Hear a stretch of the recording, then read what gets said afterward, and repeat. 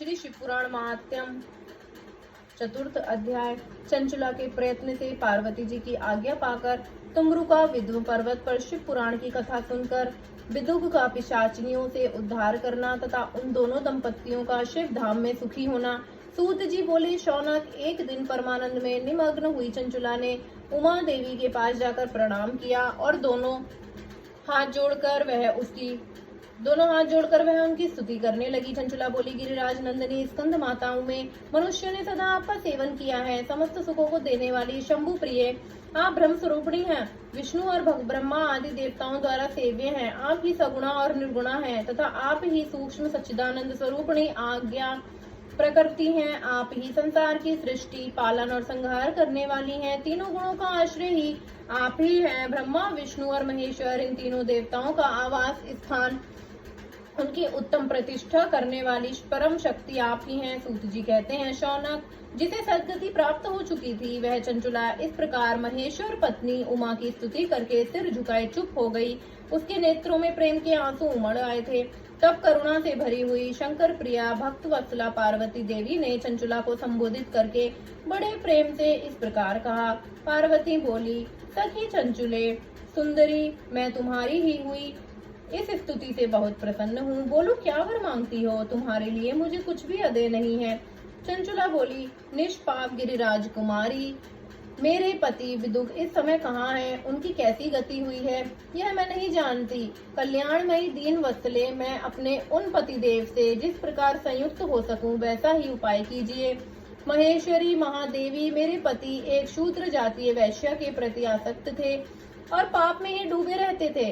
उनकी मृत्यु मुझसे पहले ही हो गई थी। न जाने वे किस गति को प्राप्त हुए। गिरिजा बोली, बेटी, तुम्हारा विदुक नाम वाला पति बड़ा पापी था।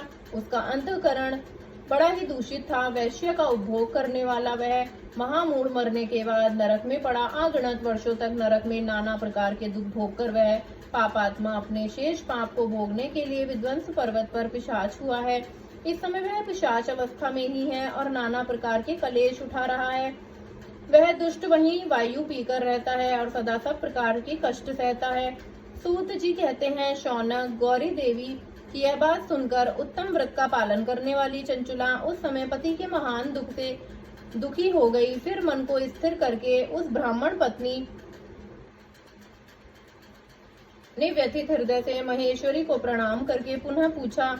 चंचुला बोली, महेश्वरी महादेवी, मुझ पर कृपा कीजिए और दूषित कर्म करने वाले मेरे उस दुष्ट पति का अब उद्धार कर दीजिए। देवी, कुत्सित बुद्धि वाले मेरे उस पापात्मा पति को किस उपाय से उत्तम गति प्राप्त हो सकती है यह शीघ्र बताइए। आपको नमस्कार है। पार्वती ने कहा, तुम्हारा पति यदि शिव पुराण की पुण्यमयी उत्तम कथा सुने तो उसकी सारी दुर्गति को पार करके वह उत्तम गति का भागी हो सकता है। अमृत के समान मधुर अक्षरों से युक्त गौरी देवी का यह वचन आदर पूर्वक सुनकर चंचुला ने हाथ जोड़े, मस्तक झुकाकर उन्हें बारंबार प्रणाम किया और अपने पति के समस्त पापों की शुद्धि तथा उत्तम गति की प्राप्ति के लिए पार्वती देवी से ये प्रार्थना की कि मेरे पति को शिव पुराण सुनाने की व्यवस्था होनी चाहिए। उस ब्राह्मण पत्नी के बारंबार प्रार्थना करने पर शिवप्रिया गौरी देवी को बड़ी दया आई।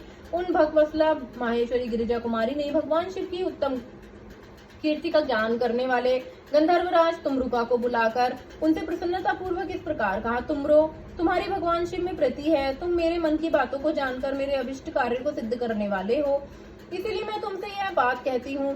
तुम्हारा कल्याण हो। तुम मेरी सखी के साथ शीघ्र ही विध्वंस पर्वत पर जाओ। वहाँ एक महाघोर और भयंकर पिशाच रहता है। उसका वृतांत तुम आरंभ से ही सुनो। मैं तुमसे प्रसन्नता पूर्वक सब कुछ बताती हूँ। पूर्व जन्म में वह पिशाच बिंदुक नामक ब्राह्मण था। मेरी इस सखी चंचुला का पति था, परंतु वह दुष्ट वैश्यगामी हो गया था। स्नान, संध्या आदि निष्कर्म छोड़कर अपवित्र रहने लगा। क्रोध के कारण उसकी बुद्धि पर मूर्छा छा गई थी। वह कर्तव्य का विवेक नहीं कर पाता। अभक्ष्य, भक्षण, सज्जनों से द्वेष और दूषित वस्तुओं का दान लेना यही उसका स्वाभाविक कर्म बन गया था।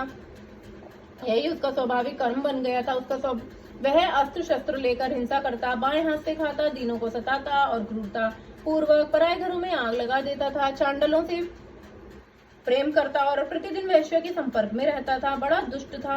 वह पापी अपनी पत्नी का परित्याग करके दुष्टों के संगतों में आनंद मानता था। वह मृत्यु पर्यंत दुराचार में ही फंसा रहा। फिर अंतकाल आने पर उसकी मृत्यु हो गई। वह पापियों के भोग स्थान घोर यमपुर में गया और वहां बहुत से नरकों का उपभोग करके वह दुष्ट आत्मा जीव इस समय विध्वंस पर्वत पर पिशाच बना हुआ है। वहीं वह दुष्ट पिशाच अपने पापों का फल भोग रहा है। तुम उसके आगे यत्न पूर्वक शिव पुराण की उस दिव्य कथा का प्रवचन करो जो परम पुण्यमयी तथा समस्त पापों का नाश करने वाली है। शिव पुराण की कथा का श्रवण सबके उत्कृष्ट पुण्य कर्म है। उससे उसका हृदय शीघ्र ही समस्त पापों से शुद्ध हो जाएगा। वह प्रेत योनियों का परित्याग कर देगा। उस दुर्गति से मुक्त होने पर बिंदुक नामक पिशाचन को मेरी आज्ञा से विमान पर बिठाकर तुम भगवान शिव के समीप ले आओ। सूत जी कहते हैं, शौनक महेश्वरी उमा के इस प्रकार आदेश देने पर वह गंधर्व राज तुमरु का मन ही मन बड़े प्रसन्न हुए। उन्होंने अपने भाग्य की सराहना की। तत्पश्चात उस पिशाच की सती साध्वी पत्नी चंचुला के साथ विमान पर बैठकर नारद के प्रिय मित्र तुमरु को वेग पूर्वक विंध्याचल पर्वत पर गए, जहाँ पर वह पिशाच रहता था। वहां उन्होंने उस पिशाच को देखा। उसका शरीर विशाल था। डोरी बहुत बड़ी थी। वह कभी हंसता, कभी रोता और कभी उछलता था। उसकी आकृति बड़ी विकराल थी। भगवान शिव की उत्तम कृति का गान करने वाले महाबली तुमरुका ने उस अत्यंत भयंकर पिशाच को पाशों द्वारा बांध लिया। तदंतर तुमरुका ने शिव पुराण की कथा बांचने का निश्चय करके महोत्सव युक्त स्थान पर मंडप आदि की रचना की। इतने में ही संपूर्ण लोगों से बड़े वेग से यह प्रचार हो गया कि देवी पार्वती की आज्ञा से एक पिशाच का उद्धार करने के लिए उद्देश्य से शिव पुराण की उत्तम कथा सुनाने के लिए तुमरु विंध्याचल पर्वत पर गए हैं।